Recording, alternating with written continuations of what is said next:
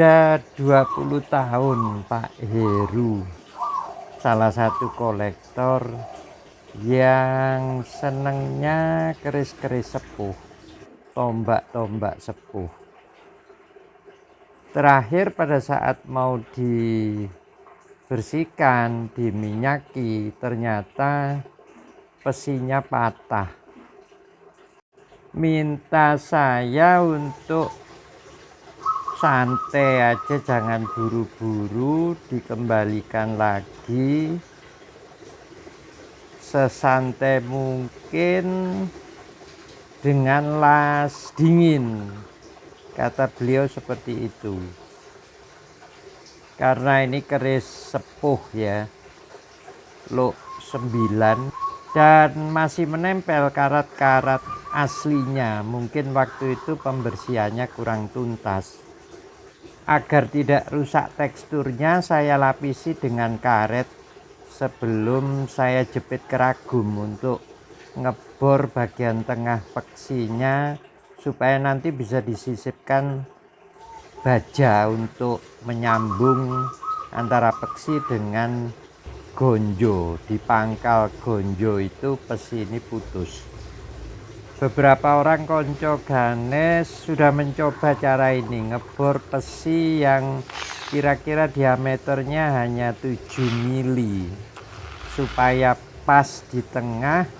Ya satu-satunya pakai ilmu kudu bisa, yo telaten, yo hati-hati, teliti supaya pesi itu tidak pecah.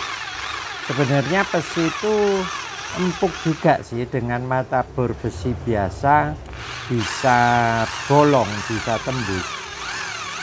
Ya memang harus ekstra hati-hati. Bayangkan aja besi yang 7 mili patah, artinya memang kondisi besi ini kan sudah rapuh. Makanya tak pikir-pikir ya benar, pesennya Pak Heru dengan las dingin. Soalnya kalau dengan las api besar kemungkinan ini sudah hancur. Dan memang gramnya bor ini di dalamnya itu karat, jadi gram besinya itu cuma sedikit. Sisa-sisa bor itu berwarna coklat, artinya besinya itu sudah berkarat, masuk ke dalam tengah-tengah lapisan besi tempat lipatnya. Demikian juga pada bilahnya, saya melapisi dengan karet sebelum menjepit dan kemudian baru mengebornya secara hati-hati sekali. Setelah itu bilah saya masukkan ke warangkannya supaya kita bisa melihat condong lelehnya, terus kedudukan pesi terhadap gonjo supaya tidak miring. Untuk menyetelnya lebih enak pakai tuner kecil itu ya, jadi lobang antara lobang di dalam pesi yang nempel ke gonjo dengan putusan besi supaya bisa senter.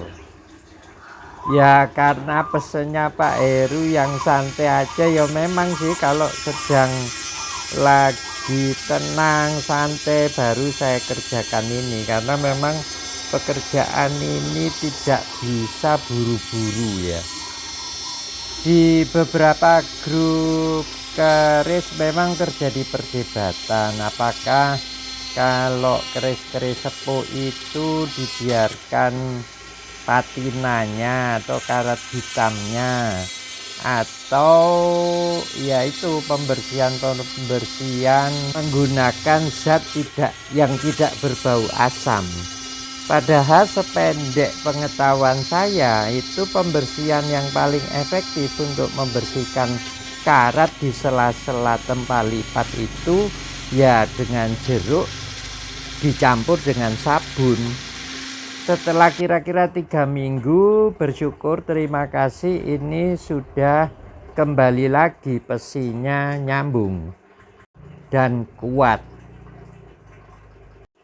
Makanya ya saya ngeyel, ini tetap dibersihkan dengan sabun aja, dengan jeruk dan sabun, supaya karat-karat yang di dalam pori-pori besi atau di antara tempat lipat itu bisa keluar jadi karat bisa keluar dari pori-pori besi. Setelah dioles, dipejet-pejet, dioles lagi, terus terutama bagian-bagian yang karat-karatnya tebal ini, ya menurut aku sih paling efektif dengan dicungkil atau dipukul.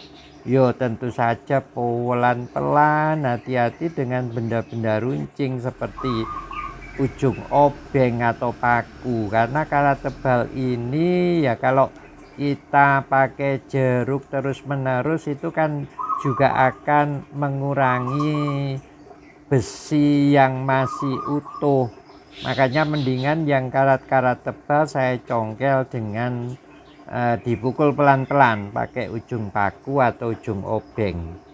Iya, apalagi kata Pak Heru memang itu kembang kacangnya udah sak rambut itu Pak Heri, hati-hati itu. Ya makanya itu di deket-deketnya, di bawahnya kembang kacang itu saya coba congkel dengan ekstra hati-hati sesuai pesannya Pak Heru. Ini kalau aku putus, ininya putus, waduh aku kena marah ini. Itu udah sak rambut itu anunya, kembang kacangnya itu di ujungnya itu. Padahal memang pada bagian-bagian ini makanya saya concern banget pada kembang kacang dan terutama itu apa sogokan tengah itu ya, atau jalan darah itu menentukan sekali eranya, karena di ujung sogokan itu kalau bertemu berarti itu sudah era Singosari. Di era-era Kediri dua got itu belum ketemu. Dan saya udah merasa ini pembersihan sementara cukup dulu. Saya akan aplikasi anti karat supaya karat-karat yang masih menempel itu dengan waktu ya kira-kira kalau biasanya itu 3-6 bulan itu karat-karat yang masih tebal itu akan ngelotok sendiri setelah diaplikasi dengan cairan anti karat. Aku tidak menyebutkan WD-40 karena nanti banyak yang komplain. Dan ini terlihat sudah bentuk sogokannya yang demikian cantiknya. Jadi lengkungnya itu mengikuti bilahnya. Dan terutama di bagian ujung itu ada karat tebal. Memang harus dibersihkan supaya tidak ada image ini. Oh ini bekas nusuk orang, ini noda darahnya susah dihilangkan seperti itu. Padahal pada kenyataannya itu adalah hanyalah karat tebal yang sudah membatu.